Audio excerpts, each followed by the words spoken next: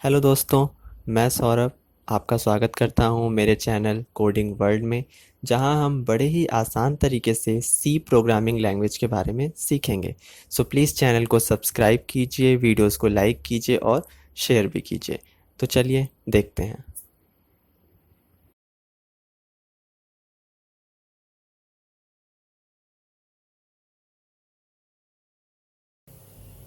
Hello friends, तो आज हम सी लैंग्वेज से रिलेटेड फिफ्थ प्रोग्राम देखेंगे, जिसके अंदर हम दो नंबर्स को स्वैप करना सीखेंगे एक तीसरे वेरिएबल की सहायता से।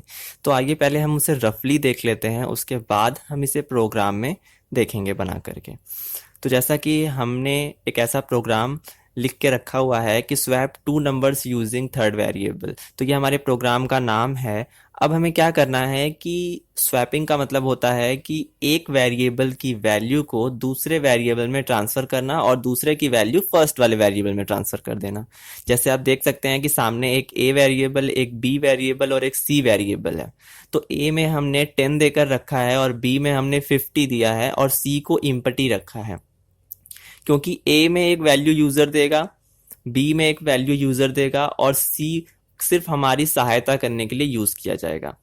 तो अब हम स्वैप कैसे करेंगे? स्वैप का मतलब कि ए की वैल्यू बी को देना और बी की वैल्यू को ए को देना। तो अब ये स्वैप करने के लिए हमें क्या करना होगा? सबसे पहले सी के अंदर ए की वैल्यू रखनी होगी। तो हम क्या करते हैं कि ए की वैल्यू को यहां से हटाते हैं और सी के पास ले जाते हैं, यानी कि अब ए की वैल्यू हमने सी को दे दी। तो अब क्या हुआ कि जो ए की वैल्यू थी वो सी को दे दी गई, तो अब ए जो है वो इम्पटी हो गया। तो अब हम क्या करेंगे कि बी की वैल्यू ए को दे देंगे। तो हम क्या करते हैं कि बी की वैल्यू को ए को ट्रांसफर कर देते हैं। तो आप देख सकते हैं कि एक वैल्यू स्वैप हो चुकी। अब जो b है वो इम्पटी हो गया। तो अब हम क्या करेंगे कि जो c की वैल्यू है उसे उठाएंगे और b को ट्रांसफर कर देंगे और जो b की वैल्यू है वो c को दे देंगे। तो अब जो c की वैल्यू थी वो b को मिल चुकी है और जो c है वो वापस से इम्पटी हो चुका है। तो अब आप देख सकते हैं कि पहले a की वैल्यू 10 थी, b की वैल्यू 50 थी और c की वैल्यू कुछ नहीं। तो अब आप देख सकते हैं कि a की वैल्यू 50 हो चुकी है और b की वैल्यू 10 हो चुकी है और c की वैल्यू अभी भी कुछ नहीं है, यानी कि वो खाली है। तो इस तरह से हम कोडिंग में भी अपने प्रोग्राम को तैयार करेंगे। तो अब हम कोडिंग पे चलते हैं। तो हमने अपना कंपाइलर ओपन करा, यानी टर्बो सी प्लस प्लस को हमने ओपन कर लिया है। तो जैसा कि हमने अभी देखा उसी तरीके से हमें अपने प्रोग्राम में अब उसे इम्प्लीमेंट करना है। तो चलिए शुरू करते हैं। सबसे पहले किसी भी प्रोग्राम को बनाने के लिए हमें हैज़ इंक्लूड हेडर फाइल का यूज़ करना होता है, stdio.h। तो इस तरीके से हमने अपना हेडर फाइल डिक्लेयर कर लिया। उसके बाद हमें मेन फंक्शन को डिक्लेयर करना होता है, तो हम अपने void मेन फंक्शन को यहाँ पर डिक्लेयर कर लेते हैं। अब हमें तीन वेरिएबल्स की ज़रूरत पड़ेगी, तो हम int टाइप का तीन वेरिएबल दे रहे हैं, a, b और c। इस तरीके से हमने तीन वेरिएबल्स को डिक्लेयर कर दिया। अब हम यूज़र से नंबर मांगना शुरू करेंगे। तो हम यूज़र को एक मैसेज शो कराएंगे printf के अंदर, इंटर द फर्स्ट नंबर, यानी कि पहले हम यूज़र से फर्स्ट नंबर इंटर करवाएंगे। फिर हम उसे स्कैनफ कर लेते हैं, यानी कि एक वेरिएबल के अंदर स्टोर। तो %d लगेगा क्योंकि int टाइप की डेटा आने वाली है, और कॉमा %a, यानी कि % एड्रेस ऑपरेटर जैसा कि हम पहले से यूज़ करते आए हैं, और a हमारा वेरिएबल जिसके अंदर डेटा स्टोर होगी। अब हम यूज़र से दूसरा वैल्यू मांगते हैं। तो हम एक और मैसेज यूज़र को शो कराएंगे, enter the second number. User को हम एक दूसरा मैसेज शो कराते हैं, इंटर द सेकेंड नंबर। फिर यूज़र नंबर देगा, तो हम उसे स्कैनफ फंक्शन के ज़रिए एक वेरिएबल के अंदर स्टोर करा लेंगे। तो %d वापस से, क्योंकि int टाइप की डेटा है, और %b यानी कि b नाम के वेरिएबल के अंदर स्टोर करना है। अब हमारा जो दोनों वैल्यू है, यानी a और b की वैल्यू आ चुकी है। तो पहले हम एक और मैसेज यूज़र को शो कराएंगे ताकि यूज़र को ये पता चले कि जो हमने वैल्यू दी है वो a की ये है और b की ये है। नहीं तो क्या होगा कि ऐसे तो हम ए और बी की वैल्यू उल्टा प्रिंट भी कर सकते हैं, यानी कि अपोजिट प्रिंट करके दिखा देंगे, यूजर को पता ही नहीं चलेगा कि नंबर स्वैप हुआ या नहीं हुआ। तो उसे क्लियर करने के लिए हम ऊपर एक मैसेज और दिखाएंगे, उसमें हम लिखेंगे कि ए की वैल्यू और बी की वैल्यू आपने ये दी है। तो हम लिखेंगे बिफोर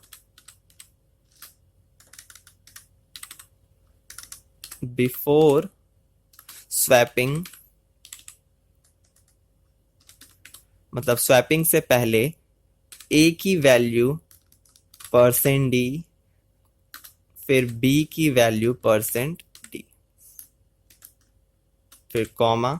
अब हमें अपने वेरिएबल का नाम देना है, यानी कि पहले %d पे a की वैल्यू प्रिंट होगी और पहले %d पे a की वैल्यू, दूसरे %d पे b की वैल्यू। तो हम पहले a लिखेंगे फिर दूसरा b लिखेंगे, क्योंकि ये सीरियल वाइज चलता है, जिस सीक्वेंस में हम लिखेंगे वो उसी सीक्वेंस में डेटा को प्रिंट भी करेगा। अब ये हो गया वो मैसेज जो कि यूजर को बताएगा कि स्वैपिंग होने से पहले a की वैल्यू ये थी, b की वैल्यू ये थी। अब हम स्वैपिंग करना शुरू करते हैं। तो सबसे पहले हमने क्या किया था कि c नाम के वेरिएबल के अंदर a की वैल्यू को रख दिया था। तो लिखेंगे c equal to a।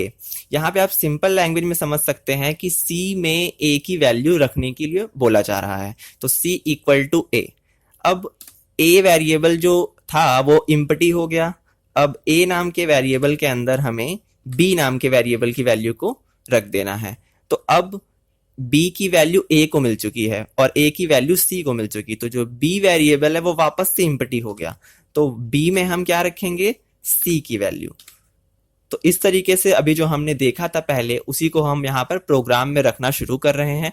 c नाम के वेरिएबल में a की वैल्यू, a नाम का वेरिएबल इम्पटी, उसमें b की वैल्यू, फिर b नाम का वेरिएबल इम्पटी, उसमें c की वैल्यू, जो कि असल में a की वैल्यू थी। तो इस तरीके से हमने वो 3 लाइन्स यहाँ पर लिख ली हैं। अब हम यूजर को प्रिंट करके ये दिखाएंगे कि जो भी वैल्यू आपने दी थी वो आफ्टर स्वैपिंग क्या है। आफ्टर स्वैपिंग a की वैल्यू %d ये हो चुकी है, कॉमा b की वैल्यू फिर से %d, क्योंकि हमें वापस से दोनों वैल्यूज को प्रिंट भी करना है, तो हम यूजर को ये मैसेज दिखाएंगे। अब हमें वापस से a और b की वैल्यू को प्रिंट कर देना है। अब उसके बाद हम सेमीकोलन और फिर कर्ली ब्रेसेस लगाकर इसे मेन फंक्शन को बंद कर देते हैं। तो पहला प्रिंटएफ यूजर को एक मैसेज दिखाएगा, इंटर द फर्स्ट नंबर। दूसरा स्कैनएफ यानी कि उसको इंटर करेगा। फिर नेक्स्ट प्रिंटएफ दूसरे नंबर को इंटर कराने के लिए और स्टोर करने के लिए स्कैनएफ। फिर जो नेक्स्ट प्रिंटएफ यानी तीसरा प्रिंटएफ है वो हमें मैसेज दिखाएगा कि बिफोर स्वैपिंग, यानी स्वैपिंग के पहले a की वैल्यू ये थी, b की वैल्यू ये थी। उसके बाद हमने स्वैपिंग के लिए अपना फंक्शन लिख लिया, यानी कि जो मेथड है हमने लिख लिया। उसके बाद प्रिंटएफ फंक्शन की सहायता से हमने फिर से उसे प्रिंट किया, यानी आफ्टर स्वैपिंग करके, ताकि यूजर को पता चल जाए कि स्वैपिंग के पहले और स्वैपिंग के बाद a और b की वैल्यू क्या थी। तो ये हमारा सोर्स कोड बन के तैयार हो चुका है। अब हम इसे रन कर देख लेते हैं। तो रन करने के लिए हमें Alt F9 करना है या फिर Control F9, जो दोनों भी कर सकते हैं। तो हम Control F9 कर लेते हैं। तो प्रोग्राम आप देख सकते हैं हमारा रन हो चुका है। अब इंटर द फर्स्ट नंबर, तो हमें फर्स्ट नंबर इंटर करना है। तो फर्स्ट नंबर इंटर करने के लिए हमें क्या करना होगा, यानी कि फर्स्ट नंबर इंटर हमारे लिए 10 दे देते हैं। इंटर द सेकेंड नंबर, हम दूसरा नंबर दे देते हैं 12। अब प्रोग्राम को जैसे ही हम रन करेंगे तो हमें आंसर मिल जाएगा। Alt F5 से हम आंसर को शो करते हैं। तो आप देख सकते हैं कि लिखा हुआ है before swapping a equal to 10, b equal to 20, 12, और after swapping a equal to 12 और b इज इक्वल टू 10। रुकिए, हम यहाँ पर /n लगा देते हैं जिससे आपको क्लियर दिखेगा। तो हम यहाँ पे /n लगा लेते हैं न्यू लाइन के लिए। फिर से हम प्रोग्राम को रन करते हैं। पहला नंबर हमने दे दिया 10, दूसरा नंबर हमने दे दिया 20। अब हम Alt F5 के साथ फिर से आंसर को देखते हैं। बिफोर स्वैपिंग a की वैल्यू 10, b की वैल्यू 20, और स्वैपिंग के बाद a की वैल्यू 20 हो चुकी है और b की वैल्यू 10 हो चुकी है। तो इस तरीके से हमने अपना प्रोग्राम देख लिया। ये था हमारा स्वैपिंग। स्वैपिंग का काम आप समझ चुके होंगे कि अब किस तरीके से हम अपने प्रोग्राम को बना सकते हैं। तो आज का वीडियो यहीं पर खत्म करते हैं। आई होप आपको समझ में आ गया होगा, और नहीं आया तो आप हमें मेल कर सकते हैं या कमेंट करके भी पूछ सकते हैं।